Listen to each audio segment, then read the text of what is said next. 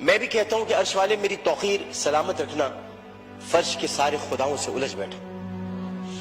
میں صرف اتنا بتانا چاہتا ہوں کہ بہت پہلے کی بات ہے، اب وہاں پر جبل عمر ہے، اور جبل عمر پر وہاں اب ایک ہوٹل تعمیر ہو رہا ہے، سعودی عرب کا وہ علاقہ ہے۔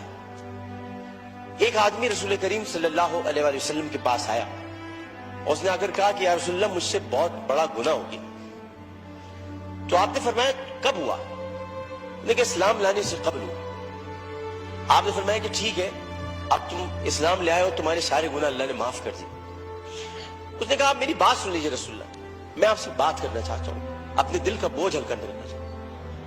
آپ نے کہا کہو تم کیا کہنا چاہتے ہو؟ اس نے کہا یا رسول اللہ، میری ایک بچی تھی، اور میں اس بچی کو جب وہ 5 سال کی ہوئی تو میں اس بچی کو کہا میں چلو تمہیں جنگل لے کے چلتا ہوں، اور میں اس کو لے کر چلا۔ جناب اسپیکر توجہ چاہوں گا، میں اس کو جنگل لے کر چلا۔ اب میں اس لیے لے کر چلا کیونکہ میری عزت پر حرف آ رہا تھا کہ میرے گھر بچی کیوں پیدا ہوئی۔ نبی کریم بہت غور سے سن رہے تھے، صحیح بخاری اور صحیح مسلم میں اس حدیث کو بیان کیا، ترمذی شریف میں بہت تفصیل کے ساتھ۔ تو انہوں نے بہت توجہ سے سنا، اور آپ کہنے لگا میں جنگل میں لے کے گیا، پھر میں نے ایک گڑھا کھودا۔ گڑھا کھودنے کے بعد میں نے بچی سے کہا اس میں لیٹ جاؤ۔ اچھا جب میں گڑھا کھود رہا تھا تو یا رسول اللہ مجھے ایک بات یاد آئی کہ وہ کھودتے کھودتے مجھے پسینہ آنے لگا، تو اس نے اپنے چھوٹی سی چادر سے میرا پسینہ بھی صاف کیا، اور اس کے بعد میں نے اس بچی کو گڑھے میں ڈال دیا، اور پھر میں نے مٹی ڈالی تو عربی میں اسے مجھ سے کہا، ترجمہ کے سامنے پیش کروں، بابا بابا میں مر جاؤں گی بابا، اور میں نے اس کو مار دیا۔ بہت دیر تک خاموشی حجر رسول میں رہی۔ اس نے دیکھا تو رسول کریم صلی اللہ علیہ وسلم رو رہے تھے۔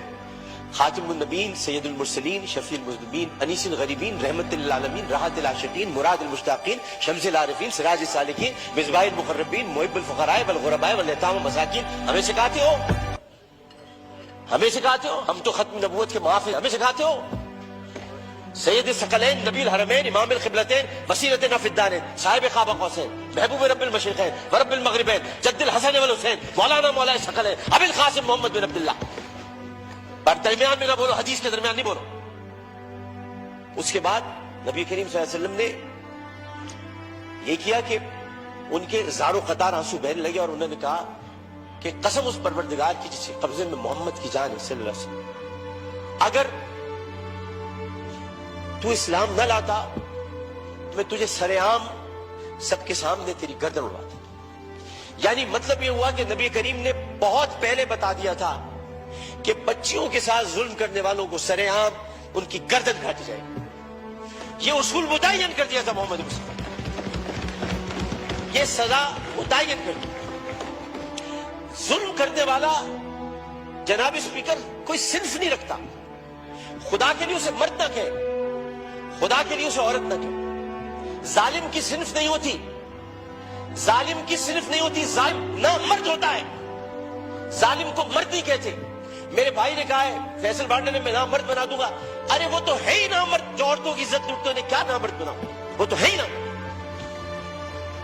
ہم ظالم کی صنف مقرر کر کے معاشرے کو پھر تقسیم کرتے ہیں۔ ہمیں کسی کی صنف مقرر نہیں کرنی، ہمیں صرف اور صرف قرآن اور سنت کے مطابق ان سزاؤں کا احیا کرنا ہے جن کی ضرورت ہے۔ بحث ہمیں یہ کرنی ہے کہ انسانیت کی تذلیل ہوئی، بحث ہمیں یہ کرنی ہے کہ ہم کیا کر رہے ہیں، بحث ہمیں یہ کرنی ہے کہ اگر ہم ریاست مدینہ کے دعوے دار ہیں تو ریاست مدینہ میں اگر ایسا واقعہ ہوتا تو ہم کیا کرتے۔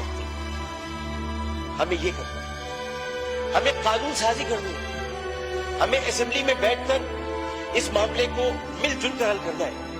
جبکہ قرآن کہتا ہے ان الصفا والمروہ من شعائر اللہ، جب اللہ نے دو پہاڑوں کو مروہ اور صفا کو عزت دے دی تو پھر ان کی عزت کیوں نہ اتاری جائے، جنہوں نے پہاڑوں کے نام پر عزت دینے والے پروردگار کی پیدا کی ہوئی مروہ کو بے عزتی کے ساتھ اس کی عصمت دری کی، ان کی عزت کیوں نہ اچھالی جائے، ان کی گردن کیوں نہ کاٹی جائے، ان کو سر عام پھانسی کیوں نہ دی جائے۔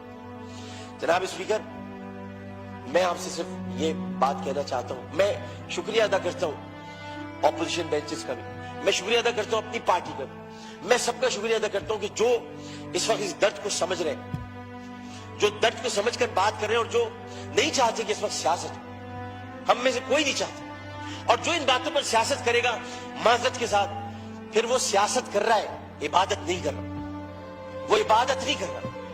یہ اس وقت عبادت کا مرحلہ ہے, اور عبادت صرف 5 وقت پروردگار کے سامنے سر جھکانے کا نام نہیں ہے. عبادت ظالم و جابر حاکم کے سامنے کلمہ حق کہنا بھی ہے, اور عبادت اپنی جگہ پر رہتے ہوئے جو اللہ تعالیٰ نے قوت گویائی عطا کی ہے, اور 5 سوالات جب حشر میں کیے جائیں گے, کہاں سے کمایا تھا, کیسے کمایا تھا, جوانی کہاں گزاری, بولنے کا علم دیا تو بولے کہ نہیں بولے, ما کنت تقول فی ھذا الرجل, اس رسول کے بارے میں تمہارا کیا خیال ہے, کیا جانتے ہو, اس وقت ہماری زبانیں گنگ ہو کر نہ رہ جائیں.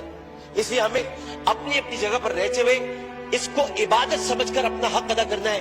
میں اتنا کہنا چاہوں گا آخر میں, جناب اسپیکر, میں اس ایوان سے ہاتھ جوڑ کر مطالبہ کرتا ہوں, بحیثیت ان کا ساتھی, بحیثیت رکن قومی اسمبلی, انہی کا ساتھی, انہی کا بھائیوں, اپنی بہنوں کا بھائیوں, اپنے جب ہمارے اپوزیشن والے ان کی بہنوں کا بھائیوں, صرف اتنا کہنا چاہتا ہوں کہ اس اسمبلی میں ہم پتہ نہیں کب رہے, کب تک رہے, کیا رہے, ہمیں نہیں پتا, لیکن ہم جتنے دن بھی رہے, یہ اسمبلی ایک تاریخ بن جائے کہ ہم نے, یہ اسمبلی نے قرارداد منظور کی تھی اور بل بنایا تھا کہ بچیوں کو میں ہر قتل کی بات ہے, بچیوں کی عصمت دری کرنے والوں کو سرعام سزائے موت دی جائے. شکریہ جناب.